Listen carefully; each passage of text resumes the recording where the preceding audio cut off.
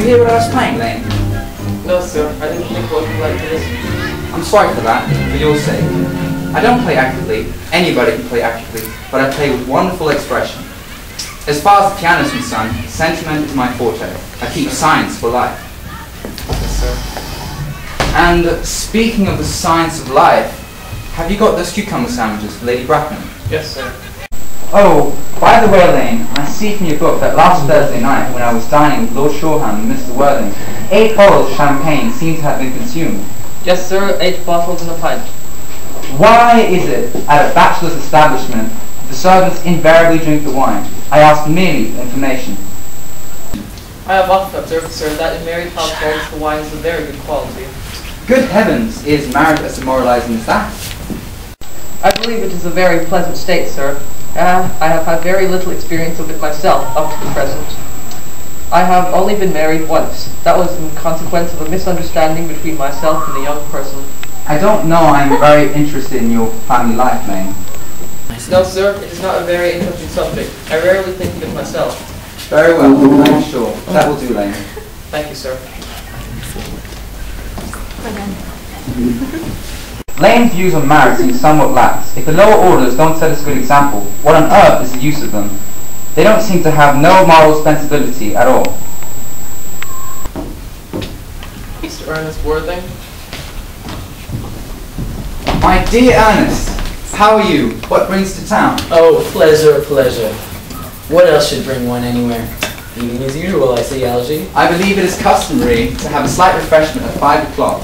Anyway, where have you been since last Thursday? In the country. What on earth do you do in the country? When one is in town, one amuses oneself. When one is in the country, one amuses others. It's excessively boring. And who are the people you amuse? Oh, neighbours, neighbours. Got nice neighbours in your part of Shropshire? Perfectly horrid. Never speak to one of them. How immensely you must amuse them. Shropshire is your country, is it not? Yes, of course. Hello, why all these cups and tea and muffins? Who's coming to tea? Merely Lady Bracknell and Gwendolyn. How perfectly delightful. That is all very well, but I don't think Lady Bracknell will approve of you being here. Why is that? The way you flirt with Gwendolyn is perfectly disgraceful. It is nearly as bad as the way she flirts with you. Well, I am in love with Gwendolyn, and I have come to town to expressively propose to her. I thought you had to come to town for fun. I call that business. How utterly unromantic you are. I don't think anything's romantic about proposing. I mean, being loved is romantic, but that, I don't think so. I will definitely try to forget the fact that I am married. I have no doubt about it, Algy. The divorce court was invented especially for those whose minds are so utterly constituted. Don't speculate on that subject. Divorces are made in heaven. Don't touch those. They were specially made for Lady Bracknell. Well, you're eating one. Well, that is different. She's my aunt. You can have bread and butter. Gwendolyn is devoted to bread and butter. And how very good bread and butter it is, too. Well, my dear fellow, you needn't eat it all. You behave as if you were married to Gwendolyn already, but you are not, and I don't think you ever will be. Why on earth do you say that? Well, firstly, girls don't marry the men they flirt with. Oh, that is nonsense. It isn't. It is a great truth. It accounts for all the extraordinary numbers of bachelors running around everywhere. And secondly, I don't give my consent. Your consent? Gwendolyn is my first cousin, and before I let you marry her, you have to clear up the whole question of Cicely. Cecily? What do you mean, dear Algy? I don't know anyone named Cecily. Lane, bring in the cigarette case Mr. Worthing left here the last time he dined. You have my cigarette case?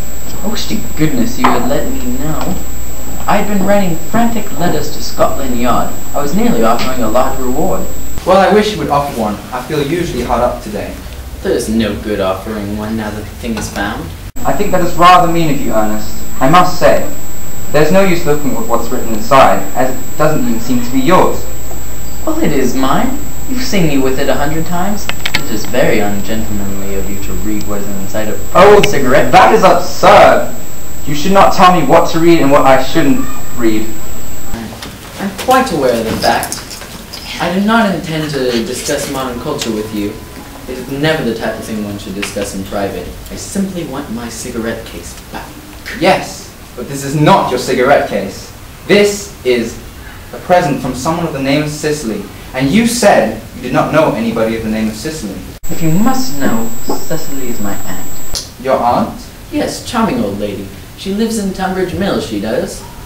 But why does she call herself Little Cicely and lives in Tunbridge Mills? I don't understand that. Look here. From Little Cicely with her fondest love. My dear fellow, what on earth is there in that? Some aunts are tall, some aunts are small. They should be able to decide for themselves. Yes, but why does your aunt call you her uncle? From Little Cicely with her fondest love to her dear Uncle Jack. There is no objection, I admit, to an aunt being a small aunt, but why an aunt, no matter what her size may be, should call her own nephew her uncle? I can't simply understand. Besides, your name isn't Jack at all. It's Ernest. It isn't Ernest. It's Jack. You have always told me it was Earnest. I have introduced you to everyone as Ernest. You are answer to the name of Ernest. You look as if your name was Ernest. You are the most earnest-looking person I ever saw in my life. It is perfectly absurd your saying that your name isn't Ernest. Look, here's one of your cards. Look, Ernest Worthing, Albany, B4. That's proof that you are Ernest. Well, my name is Ernest in town and Jack in the country. And this, I got in the country. Yes, but it does not account for the fact that your little Aunt Cicely called you her dear Uncle Jack. I'm quite sure you should tell me the truth now. You speak as if you were a dentist, Algie. And you are not a dentist. It is completely vulgar to speak as if one is a dentist when they are not. Well, that is exactly what dentists do. Now go on, tell me the truth. I have always suspected you of being a very bad bunburyist. A bunburyist? What on earth do you mean by bunburyist? I'll reveal you with the uncomparable expression of bunburyist later. Now tell me, why are you Jack in the country and Ernest in town? Give me my cigarette case first. Oh, here you go.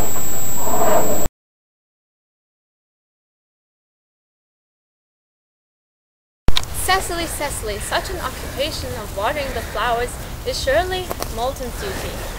You should be doing your grammar German now. But I don't like German. It's not all a becoming language, and it's perfectly well that I quite plain after my German lesson. Child, you know how anxious your guardian is. He always lays particularly for you to learn German when he's on the way to town. Dear Uncle Jack is so serious. Sometimes he's so serious that I think he can't be quite well at all. Your guardian enjoys the best of your health for you. I don't know a man with higher senses of duty and responsibility. I suppose that's why he often looks quite bored when the three of us are together. Cecily, I'm disappointed in you. Mr. Worthing has many troubles in his life. You must not forget his unfortunate brother. I wish Jack would let his unfortunate young brother come down here sometimes. We might have a good influence over him. You, Miss Prism, know German and geology. That influences a man quite a lot. I do not think that I could produce any effect on a character according to his brother, who is weak and vacillating. As a man sows, so let him reap. Cecily, I don't understand why you keep a diary at all. I keep a diary in order to enter the wonderful secrets of my life. If I don't write them down, I shall probably forget them. Do not speak rude about a 3-novel story.